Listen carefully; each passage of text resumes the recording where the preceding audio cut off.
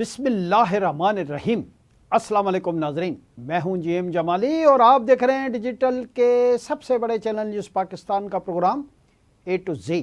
ناظرین، field marshal Syed Asim Munir کی بطور چیف آف ڈیفنس فورسز تعیناتی اور سربراہ پاک فضائیہ air chief marshal Zaheer Ahmed Babar Sidhu کی مدت ملازمت میں توسیع کے نوٹیفیکیشن جاری کر دیے گئے۔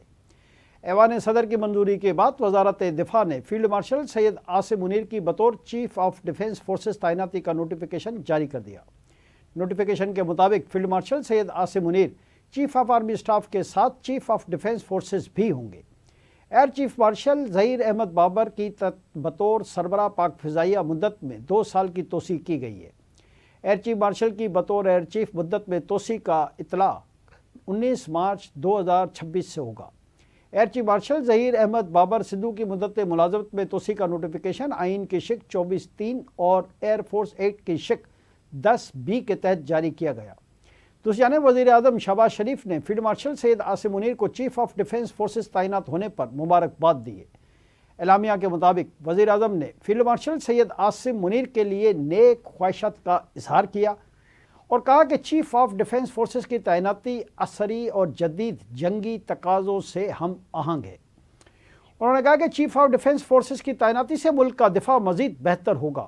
فیلڈ مارشل سید عاصم منیر کی قیادت میں ہماری بہادر افواج نے دشمن کو عبرتناک شکست دی۔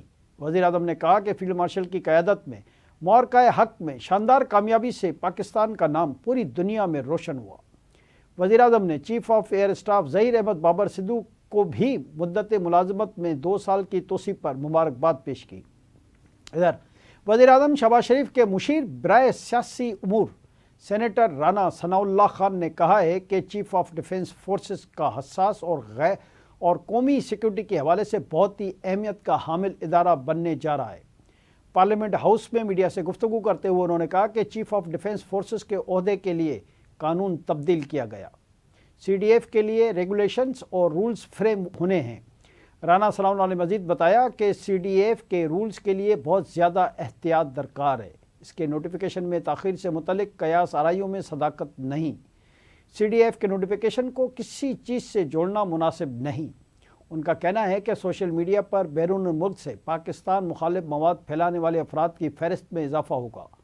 قومی سلامتی سے متعلق بیرون ملک سے پروپیگنڈا کرنے کی اجازت نہیں دیں گے۔ رانا ثناء اللہ نے کہا کہ بیرون ملک سیکیورٹی اداروں سے متعلق نفرت انگیز مواد روکنا حکومت کی ذمہ داری ہے۔ قومی سلامتی سے متعلق پروپیگنڈا کرنے کی کوئی بھی قانون اجازت نہیں دیتا۔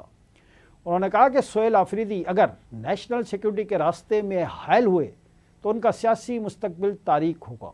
انہوں نے دہشت گردی کے آپریشن میں رکاوٹیں ڈالیں اور دہشت گردوں کی سہولت کاری کی تو ان کا کوئی مستقبل نہیں ہوگا۔ رانا صلی اللہ نے مزید کہا کہ اگر سہیل آفریدی تقریروں کی حد تک سیاست کرتے ہیں تو اس کی اجازت ہونی چاہیے۔ سابق وزیر اعظم کے پروٹوکول کے مطابق B کلاس اور سہولتیں بانی پی ٹی آئی کا حق ہے۔ ان کا کہنا تھا کہ ہم ایسے کوئی اقدامات نہیں کریں گے جس سے سابق وزیر اعظم کی عزت میں کمی ہو۔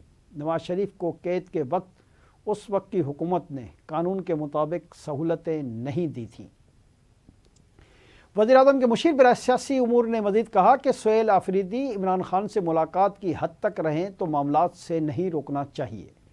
بانی پی ٹی آئی سے ملاقات احتجاج، حکومت کے خلاف تحریک، دہشت گردی کی سہولت کاری کے بارے میں ہے تو ملاقات نہیں ہونی چاہیے۔ انہوں نے کہا کہ ہماری معلومات کے مطابق فیض حمید سے متعلق فیصلہ اسی ماہ دسمبر میں آ جائے گا۔ فیض حمید کی سزا سے متعلق کوئی پیش گوئی نہیں کرنی چاہیے۔ دریں اثنا سینیٹر فیصل ووڈا کا کہنا ہے کہ الحمدللہ پاکستانی قوم کو مبارک، فیلڈ مارشل سید عاصم منیر کی بطور چیف آف ڈیفنس تقرری ہو گئی۔ سماجی رابطے کی ویب سائٹ ایکس پر جاری اپنے بیان میں فیصل ووڈا نے کہا کہ جیسے کہا تھا ویسے ہی 72 گھنٹوں سے پہلے یہ بات ثابت ہوئی۔ فیصل ووڈا نے مزید کہا کہ پہلے بھی جو کچھ کہا وہ سچ ثابت ہوا، انشاءاللہ آگے بھی جو کہوں گا وہ درست ثابت ہوگا۔ جی ناظرین، دوسری جانب میجر محمد اکرم شہید نشان حیدر کی 54ویں برسی کے موقع پر مسلح افواج اور army chief field marshal Syed Asim Munir کی جانب سے خراج عقیدت پیش کیا گیا ہے۔ میجر محمد اکرم شہید نے 1971 میں ہلی سیکٹر میں ایک کمپنی کی قیادت کرتے ہوئے جام شہادت نوش کیا۔ 19 مئی 1971 کو میجر محمد اکرم نے اپنے دفاعی مورچے پر ڈٹ کر قبضہ برقرار رکھا۔ 3 دسمبر 1971 کو انہیں دشمن کے ٹھکانوں پر حملہ کرنے کا اہم فریضہ سونپا گیا۔ میجر اکرم نے پیش قدمی کرتے ہوئے دشمن کے 3 ٹینک تباہ کیے۔ میجر اکرم شہید زخمی ہونے کے باوجود بہادری سے لڑتے رہے۔ میجر اکرم نے 5 دسمبر 1971 کو جام شہادت نوش کیا اور بہادری کی عظیم ترین مثال قائم کی۔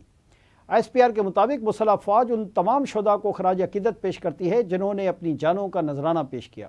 قوم اپنے ان جری سپوتوں کی قربانیوں پر ہمیشہ فخر کرتی رہے گی۔ ان سپوتوں کی لازوال خدمات ہماری قومی تاریخ میں سنہری حروف سے لکھی گئی ہیں۔ ISPR کے مطابق میجر محمد اکرم شہید کا لازوال کارنامہ پاک افواج کے ناقابل تسخیر عزم کی روشن علامت ہے۔ آج کے لیے اتنا ہی۔ اگلے پروگرام تک کے لیے اپنے میزبان JM جمالی کو اجازت دیجیے۔ اللہ حافظ۔